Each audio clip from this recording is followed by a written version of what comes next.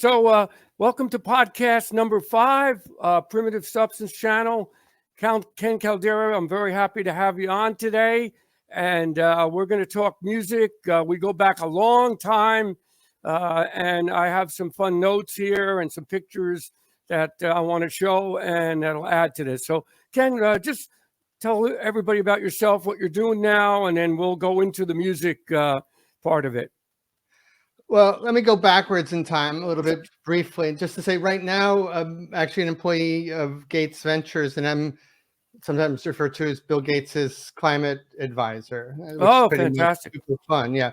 But I also lead a group of research scientists at Carnegie Institution for Science on the Stanford campus. Okay. But I guess on the music side, I lived in New York from the late 70s to early 90s, or I guess till 91. And I at various times lived in the same apartment as Sal Principato. Oh, I know that. Meyer and Dennis Young and all this. Yeah. I mean, not Dennis Young. I mean, Scott Hartley. Right. And I guess I had with the roots of Liquid in at Rutgers, which is something called Liquid Idiot, and then also with Sal after Liquid Fist of Facts, together in that. And so anyway. So that's what I wanted to talk about. I wanted to show you something first that would probably really surprise you. Do you remember this? I do indeed. Some of Richard's Liquid Idiot at the Observatory. Yes. I was isn't that amazing? Richard was sitting next to me in a class called Sound Through Tape at Livingston College. And he was sitting and he showed me this. I said, well, I just bought a marimba. Can I come down for the jam? And that's how I really met all you guys. And I thought the experience was just totally wild. I don't know what your memories of that night were. Yeah, there was a guy who taught at, I guess it was Mason School of Arts, I think it was, named Phil Ornstein, who was kind of a mentor to Richard McGuire. Oh, okay. And that basically there was a scene that happened at Rutgers there that was kind of like built on the happenings of the 60s and Fluxus movement and the whole idea of performance art. And Richard was kind of the Phil Ornstein was the mentor. I think Richard McGuire was kind of the driving force for putting these things together. I believe so, right. So there was this old astronomical observatory there, and somehow Richard got access to it, and the idea is to have performance art there. And we did similar things in other events, but that one at the observatory was special. And at that point, the idea was that all the pieces should be purely improvisational. Well, it certainly turned out that way. I ran into Ken Palmer. Do you remember him? Uh-huh. I ran into him at believe it or not, a record store down in Hightstown. Now, he has an actual reel-to-reel tape of that night. And I've been trying to get him to get me a copy of it, but I've had no luck so far. Yeah. So yeah, he actually taped it. Yeah, Dennis, I know this is a little inside ball, but I have Isotope RX10. I noticed you've been putting some nice videos of early liquid out. Right. And I put one of Fist of Facts. I sent one over to Sal. And with RX10 now, you can really clean up a lot of the audio. And if you want me to try cleaning up some of that old liquid stuff, that would be great. Yeah, because I have a lot of it. And I was thinking, I don't know how much I try. Maybe to start with the highest priority, but it's amazing now. Well, you've seen what they've done with these. I mean, I'm not at that level, but you've seen what they've done with this old Beatles recordings where they're actually able to remix it and everything. Right. It's amazing what they're doing now. Yeah. I mean, I'm not into auto tuning and all that. I mean, it's just, and there's a lot to weed through to find good music these days, it seems. In my opinion. But a lot of those sort of like those recordings that were made of shows, they weren't EQ'd right, and their balance is off. Right. And, yep. There's a lot of noise in them, and they can be cleaned up without damaging them. Let's just say that. Anyway, that's a little now, bit of far afield now, from the now, topic. 10 years ago, we were supposed to put out a DVD. Bruce cleaned up a lot of the video. We had a DVD we put together of like 3 or 4 shows, and it never happened. So I don't know if it's ever gonna, but I'll just put a few clips here and there up on the channel here, because I think people would love to see some of that stuff. Yeah, I've So- noticed you put some videos out on YouTube. That's why I was talking about cleaning up the audio. That'd be great. Now I got another thing to show you.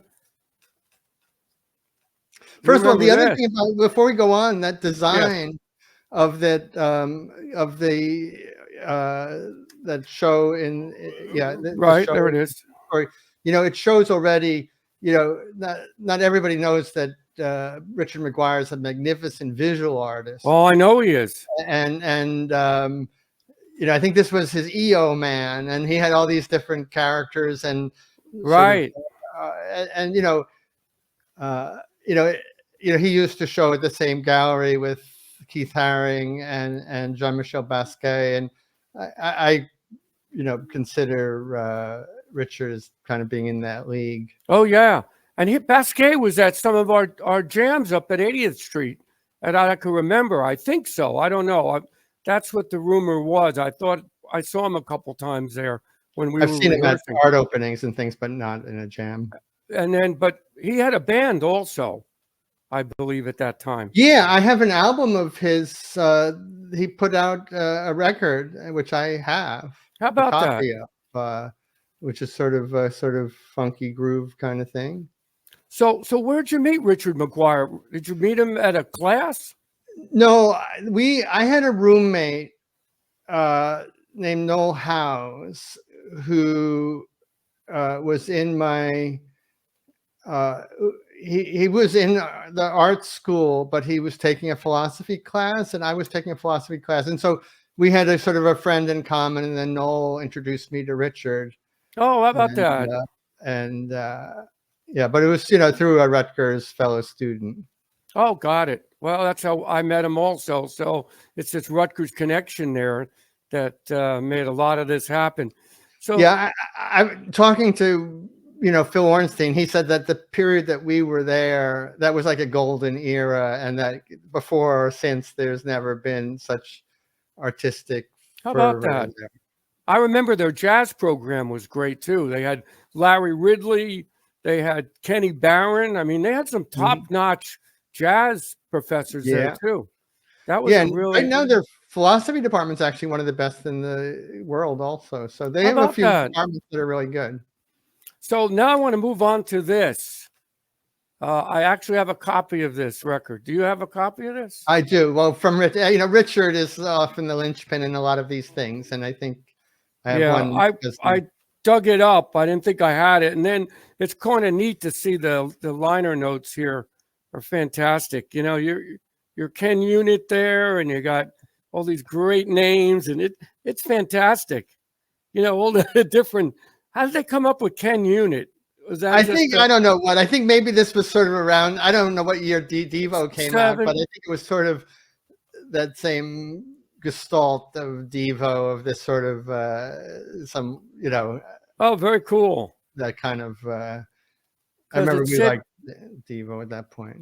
It said August and December 1978. That's when it was recorded. It still sounds great. So original. Even back then, the sound was there. It was just this unique thing that was happening. Well, it was really art for art's sake. We weren't, I think, we're hoping that people would like it and that they would attract some audience, but, we weren't doing anything different to attract audience. We were just trying to do something original. And the fact that I never played marimba until that jam. I got the marimba 2 weeks before that. I was a drummer, and that was a nice thing too. It was very new for me to play that instrument, and it was just such a burst of sound. It was still one of the greatest jams I've ever had. Was that night. Okay. I don't know if it was the room there or everybody just. It was pretty magical atmosphere. I think it was.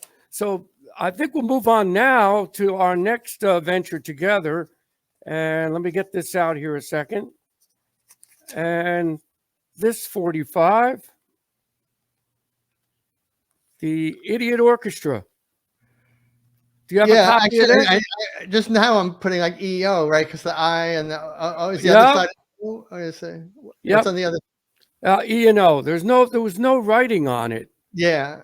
So, but if you want a copy, I have an extra copy of this. Oh yeah, no, I don't have that one. I'll get you that. Okay. Yeah. So this again is Richard's wonderful graphic design. Yep. Well, he called me after that jam about a year and a half later and said, "Hey, Dennis, would you like to be part of this performance pieces for like 3 or 4 times to play?" And I never played in New York before that, and it was such an eye opener for me to be, wow, the Mud Club, and it was just. And then I have one other item here that you might also find. I saved the set list from that night, which is pretty cool. Read it's not in focus there. Well, I could send it to you after, but you see 4 bursts, Chinese March, Jam. The 4 bursts were great. Yeah, so while it was improvisational, we would do an improvisation and then we would try to remember some of the elements. So we did have named things. We did. But they all just evolved out of improvisation. And then they all had improvisational elements. Or they were still mostly, often the idea, I remember like one of them was driving Remo over the cliff. Wow, that's funny. I think the whole idea of it was just, we were going to have a crescendo that reached, that was like the edge of the cliff and then fall off the cliff. And that was kind of enough of a context to call it a song. Right, that's funny. And then we had the tubes. I'll never forget those swirling tubes we had before one of the songs. Was that before the Mystery Jam? I don't know which one it was. Yeah, but we had the tubes. That was great. And then the trios were, the duets were great. Where we had 2 people, you and Bill McGuire were great doing that bass jam and everybody. And then we all got together and it smoldered into this, really intense piece. And you have memories of any of those events? Yeah. I guess they do kind of blur together in my head a bit. But, I just remember that as being a time of just a lot of creative, where it's just creativity for the sake of creativity and let's put on a show, kind of a little bit of the 1930s musical, let's put on a show, and a bunch of people getting together and just right trying to put on something. And and also it's just a strange collection of personalities and all. It was, and we were only kids, when you think about it. Yeah, but I think it was I think just again, everybody trying to be original and be creative. And, I think there was always this idea of like, we wanted to sort of respect what had gone on before. We wanted to do something new. And I think this idea of like trying to do something new, I don't know if we succeeded or not or what. I think so. I listened to it. I haven't listened to it in a while, but when I put it on, it's almost like the 1930s, those type of sound at times. This is going on a little more, but in preparation for this call, I was thinking like, do I have any regrets about that whole era? I'm talking about the whole era from late 70s to say 91. And I think my biggest regret is being too concerned about sound quality. And I think I would have put out more stuff. But I think there was sort of this feeling, you had to go into a professional studio, right, and you couldn't sort of release your basement tapes. And the thing is, when we finally did get into a studio, studios are so expensive, of course, that you're rushed, to record pretty quickly, and because you don't want to spend that much money, and that that I think ultimately a lot of the stuff we just did on cassette tapes and so on, right, more powerful. And my one regret is not putting out more material and not worrying about that it had tape hiss on it and that kind of thing. Well, I did that at home. I was doing home recording, so I've been putting those out on Bandcamp, reel to reel, just volumes. I'm looking up. Look, I transferred it to CD and then the computer from the reel to reel. I had to buy a reel to reel machine again, and then I had about 50 tapes of music I hadn't listened to in like 30 years. But I was doing that at home, my home at where I was living at the time, while Liquid was happening. So, and of course, the quality's not great, but as you said, well, it's never too late. You could still do some kind of that kind of stuff. Yeah, well, some of that stuff I've lost. Like I remember I did something where I had giant tape loops. I remember cutting up a Reagan speech with little quotes and then having tape loops going at different speeds, and like the sort of tape loop based Oh wow! stuff, and which again I just never put out, and now I don't think it exists anymore. So now, how did you get involved with Fist of Facts? How did that transpire? Yeah, let's see. Well, I've always been friends with Sal, and it's hard for me to remember the exact timeline, but I used to have like a little music studio in my apartment on First Street. Okay. And then I don't know, we got some space on Ludlow Street with Carlos Vivanco. And I'm not sure, I think Sal somehow got that. And I think, but basically, I remember, for a while I was a grad student in NYU. And I remember kind of like every night, pretty much at 9 o'clock, I would go down to the basement with Sal and we would just jam. And then, and we were actually one of the first, we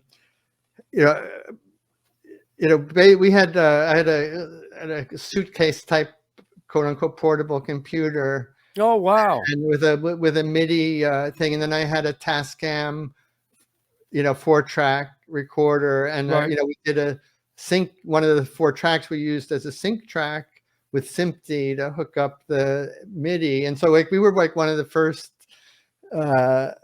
bands around to, I think, use MIDI programmed music in conjunction with live stuff, and just Sal and I, just most nights we would just go down and jam, and kind of Fist of Facts grew out of that, and try to put together songs and so on. So I forget the exact sequence of what happened, but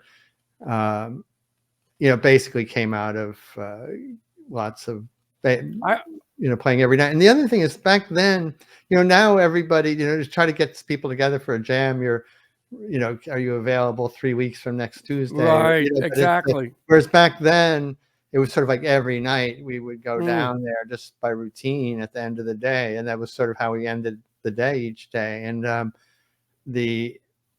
we put it like lots of time. I remember we programmed, instead of using digital delay, we programmed by hand each snare delay, and we put so much time into it that nobody would do today.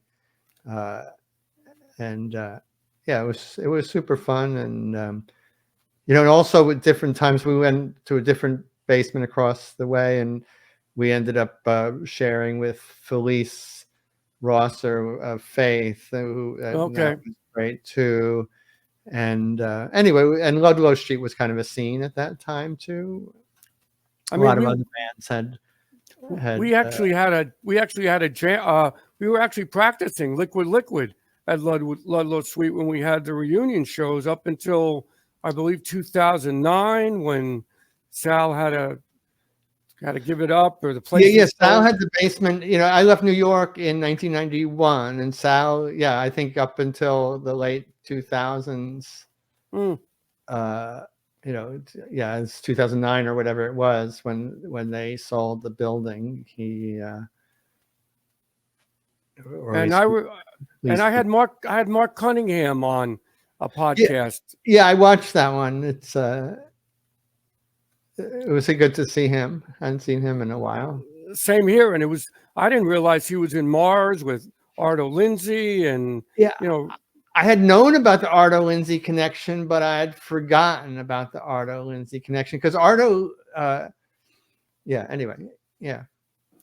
I remember Richard was a big DNA fan. So, I would love to get Arto Lindsay to talk about his days, but we'll see what happens on that. Yeah, sort of somebody else that was in that scene who actually played with Fist of Facts at one point was Christian Markley. Oh, he was great. Yeah. All those turntables, doing the turntable.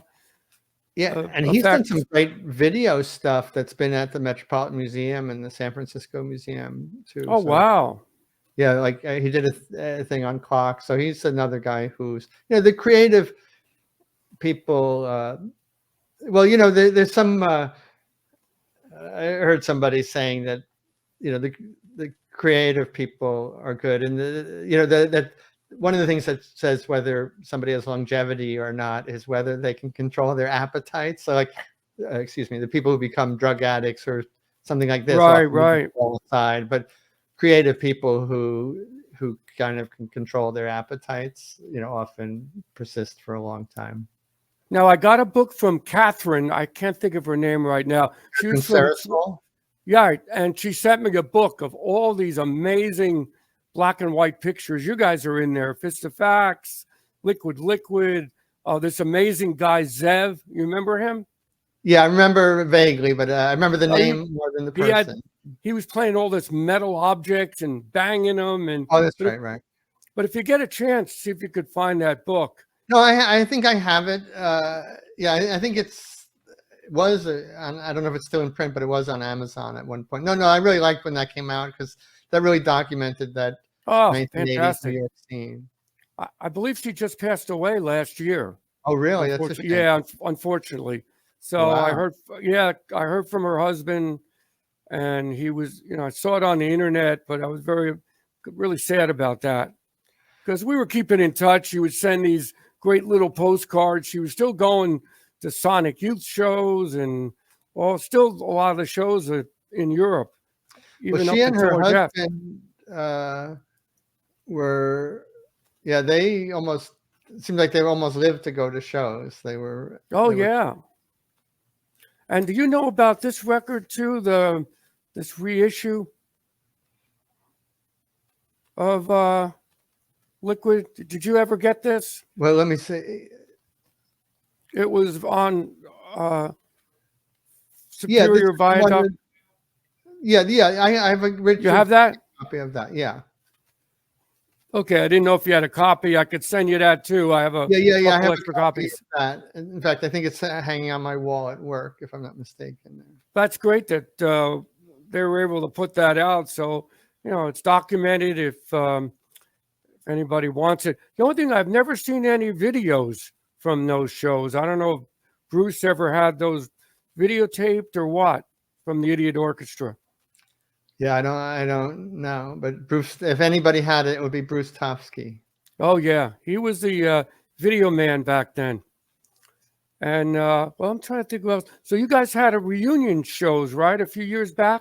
Yeah, so I would say we haven't done anything since COVID, but I would say, that Fist of Facts in various incarnations did a show every year or two, or maybe two shows every year or two or three. And, it was always Sal and me with different variations of other people around us. We also have the sort of MIDI tracks, but sometimes we've played with first of all, we've played with many great people. I'm sure. They were super fun. Well, about maybe 5 years or so, a record label for Toronto re-released our record. Okay. And which is good because then all that material got onto Spotify and Tidal and all those places. And also we did a couple of shows in relation to that re-release. But then just over the years, every kind of year or two, we would just kind of get together and do maybe 3 rehearsals and then play a show. And since a lot of our music was improvisational, there's the basic structure of the song, but like if we have a guest musician with us, they have a lot of freedom to do their interpretation. And now Sal does every month he's got a residency. It's called 178 Product. His band, they play in Brooklyn once a month. the Yeah, last we've been Thursday. talking about me going and playing one of the shows with them, but I haven't done it yet. So I've jammed a couple. I went a couple times and actually played a couple songs with them on stage, and it's always a blast playing with Sal. The chemistry never changes. With you too. I mean, we got on stage. It would be like we were playing yesterday. yeah, well, I still one of the things that interesting is I play more or less weekly with a group of postdocs and students here on the Stanford campus. Oh, great! But mostly it's just cover tunes and all this. But it's good just to play. And then I have like a home music studio where I do more experimental kind of stuff. But I haven't put anything out yet. At one point I was thinking like, oh, like I probably have close to 100 sketches of proto songs. Right. Nothing brought to completion. And one idea was to work with Sal and try to bring some of those out and make some new Fist of Facts songs. I'm just not sure like what form that stuff should be released. But I have like over the last years, lots of things that should kind of get out in some form, but I'm not sure what form to get them out in. I've also just done a little bit of soundtrack stuff for some different videos. Well, send some music over. I have a small studio in my house. I just use Pro Tools, nothing complicated. I have a Moog synthesizer now I bought, and all types of percussion, effects. Anything you want to send over, I'd be more than happy to add some parts for you. Yeah, I use Cubase mostly. I think I have the most trouble with, I kind of, there's a part of me that wants to be a singer-songwriter, and I think this coming up with words and melody and that's hard. Like I'm pretty good at coming up with a groove, and I'm pretty bad at coming up with structure and melody and lyrics. And this is why I think me working with Sal always worked, because he would basically do the vocal. I would kind of come up with typically was programmed drums and bass as a foundation and some keyboards, and then Sal would sing and play percussion on top of that. And so that was a good partnership, because he kind of had the top line and I had the most of the groove kind of. Right. Well, he was amazing. I never really understood whatever he said in Liquid. I think it was just he had this unique way of singing. And he had this little black book and this little black digital delay with a tape in it, and off he went. It was quite extraordinary. Yeah, well, that was funny with White Lines, how they took his melodies and so on and put their own words to it. Oh, yeah, that was quite an amazing thing, amazing thing that happened. Who would have thought? Yeah, but what was interesting is how they took his melodies and everything. It's obviously the whole groove is something, but right. Just that they even took his melodies is funny. One thing I never found out was that did Richard buy the bass off of you that he used in Liquid, or is that was my bass? Let me actually show something. That was my bass. Okay. But that he played it the most and he wanted it, and it meant more to him than to me. Right. And that's pretty neat. I had this guitar, which actually was originally my guitar, but then Richard. How about that? Richard made it. I think we called it the Ixnay guitar. Okay. So I said, Richard. I mean, it's terrible as a guitar. It's just as a work of art. And I said, well, look, I'll trade you the bass. Oh no, that wasn't right. This was just my guitar. I made that. I'm messing up my stories. Okay. That is a Richard Dunn Ixnay guitar, but was not traded for the bass. I remember what I traded for the bass. Richard did covers for the New Yorker. Oh, okay. Graphic artist. And I traded the bass for, I think, 2 signed lithographs of covers that he did for the New Yorker. Oh, all right. But mostly it was just because the bass meant to him more than it meant to me. And well, there was a show at a museum of 80s music. I don't know if you heard about that, Museum of New York, I believe, and they had that bass showcased at the show. Oh, the actual bass, or like Yes, Richard Lentich the was it? actual bass. Okay, wow, yeah, that's so funny that my old bass was in a show. I think it was an SD Curly, if I recall. I mean, How yeah, about I think it that? was. I don't know.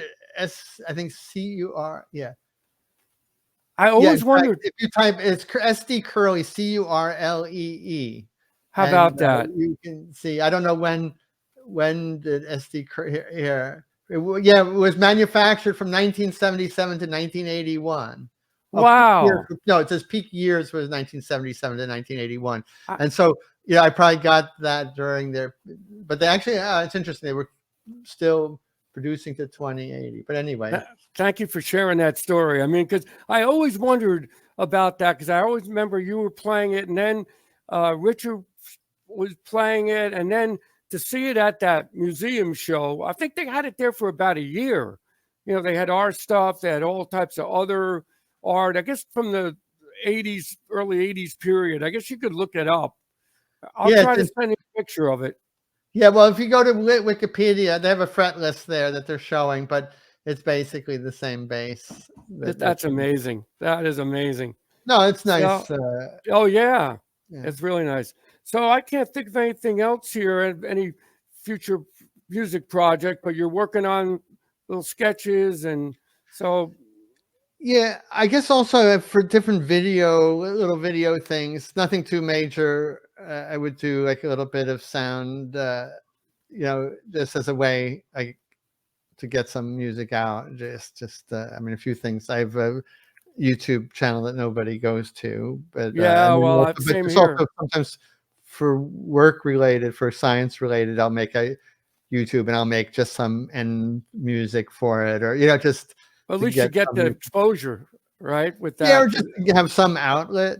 I mean, part of it, these days, especially with so many people with home studios, it's just hard to get anybody to listen to anything. Oh, Or I even know, no matter I if you know. read, if you're a writer, it's hard to get anybody to read anything. There's so many people producing content that, and we're in that world of the 0.1%, where the top 99% of the people are just paying attention to the 0.1% that reach the mass audience. And Right. Well, you plus know the extent attention span too.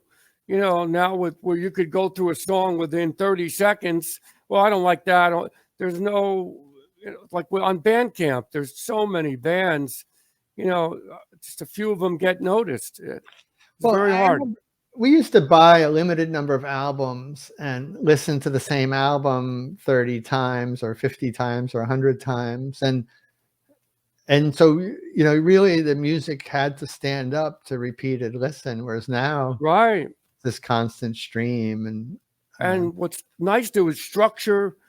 Every structures to the songs in an order. Then you had to flip the record over, so to get to the second side. Plus the artwork was fantastic. You opened up the sleeve, and some of the bands had this amazing artwork.